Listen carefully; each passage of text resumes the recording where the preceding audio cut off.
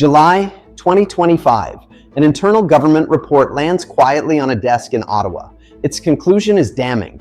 The economic model that kept Canada afloat for decades no longer works. The language is calm, but the implications are loud. The country is in its worst per capita recession since the Great Depression. Living standards are falling, public trust is broken.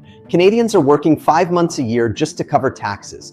The average wait for medical treatment is now 30 weeks. And if you're under 35, your odds of owning a home just got cut in half.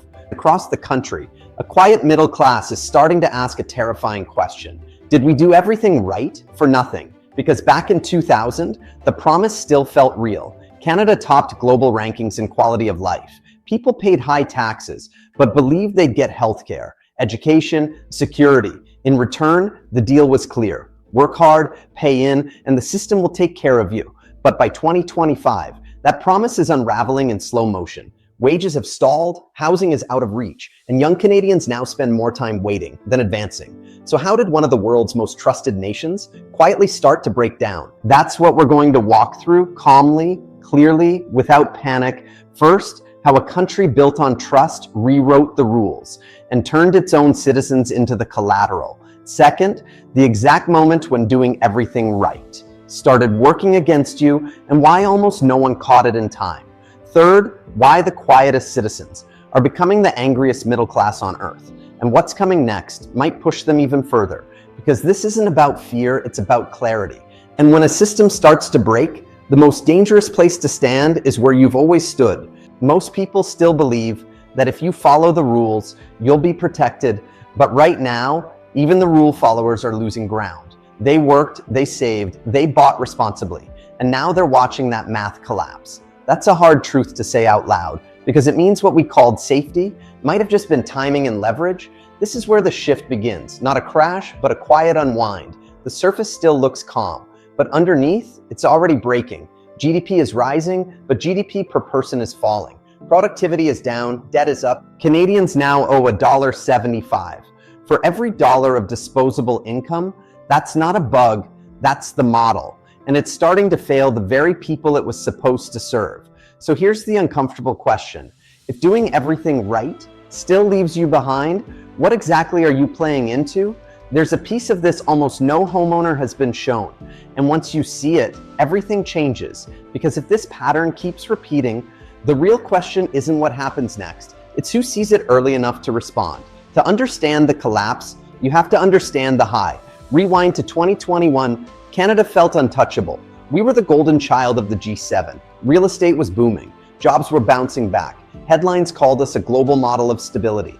Homeowners were watching their houses make more than they did. Equity jumps of 50, 60, 80 grand in a month. People didn't just feel secure, they felt smart, they felt rich, and for a moment. The delusion looked real. Toronto bidding wars were breaking 100 offers per home. Pre-construction condos were doubling before they even broke ground. Bankers were laughing, realtors were legends, and the middle class believed something dangerous, that this time was different, that Canada had found a cheat code, that prices would never go down, that debt was just another tool, and the more you borrowed, the more you won. But inside the Bank of Canada, the quants were watching, and they saw a ghost, 1990, because this had all happened before. Back then, debt had quietly overtaken income. Rates were too low for too long. Asset prices went vertical, and housing turned from shelter into a time bomb. And when it finally cracked, home prices fell 40%. The economy flatlined, and a whole generation got stuck holding the bag. In 2021, the math was even worse. Household debt was now 175% of disposable income, the second highest in the developed world. Every $1 earned came with $1.75 owed, except this time, the stakes were higher. Back in the 90s, housing was an asset class. By 2021, it was the entire economy, and the warning signs were screaming. GDP was rising, but population was rising faster. GDP per capita was falling. Productivity was falling. Real wages were falling. Private investment was drying up. Canada's economic growth wasn't real. It was borrowed, it was imported, and it was running out of road. But when the cracks appeared in 2023, what did the system do? Did it slow down, recalibrate, fix the structure? No, it doubled down. The government hit record immigration targets. The population exploded past 40 million. Home building couldn't keep up. Infrastructure didn't scale. and the GDP headline stayed green. But underneath, it was a per capita recession masked by body count. In 2023, Canada added over 1.2 million people. For every home built, over 5 new residents arrived. The services collapsed, the schools overflowed, the ERs backed up, and the politicians said it was transitory. They said soft landing. They said Canada's fundamentals are strong, but you can't fake math forever. By 2026, the mirage had burned away. Household debt hit record highs. Interest payments ate up more income than at any time in history. Home ownership among under 35s collapsed to 26%, down from 47 just 3 years earlier. Trust in government hit record lows. Over 67% of Canadians believe their leaders were misleading them.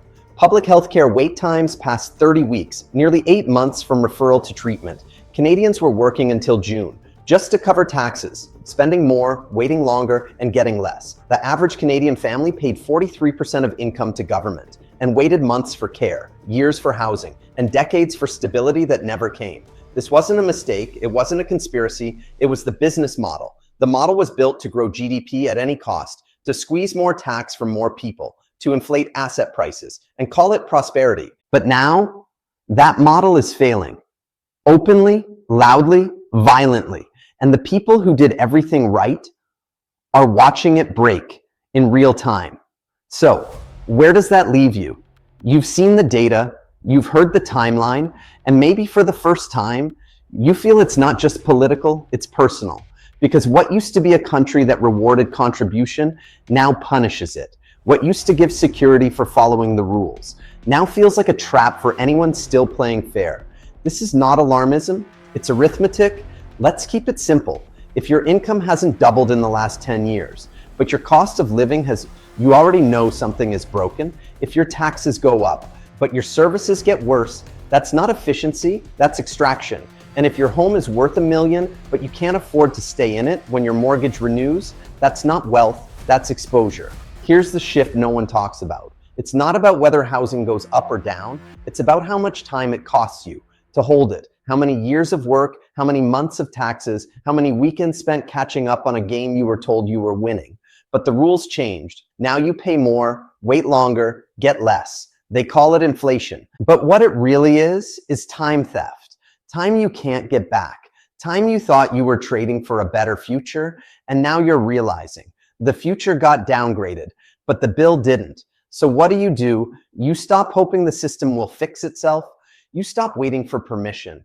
You stop thinking like a homeowner, and you start thinking like the CFO of your household, because no one's coming to save you, and no one's going to ring a bell when the window closes.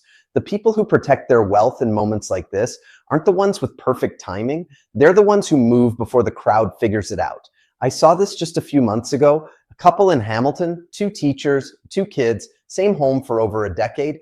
They weren't scared. They weren't desperate. They were just done waiting. They saw what the renewal would look like. They looked at the policy path and they made a decision. Not emotional, not dramatic, just numbers. They listed quietly, sold early, and locked in over $130,000 of their net worth. No panic, no pressure. If you're in Hamilton, Burlington, Ancaster, and you're wondering if it's time to ride it out or time to get out, don't guess. There is a link in the description. Click it now. Grab my free seller guide and book a strategy call. We'll sit down, look at the math on your street, your renewal timeline, your risk exposure, and we'll build a move that protects your future. Because this isn't about urgency, it's about precision. You don't need to panic, you need to act early enough that you still have leverage. And if the math says you're fine to hold, then we hold. But if it says you're exposed, we don't sit around waiting for headlines to catch up.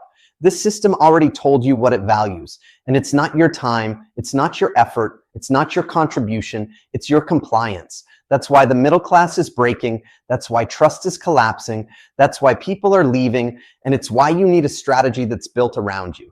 Because Canada's business model might be broken, but yours doesn't have to be. You are not just a homeowner, you are the CFO of your household.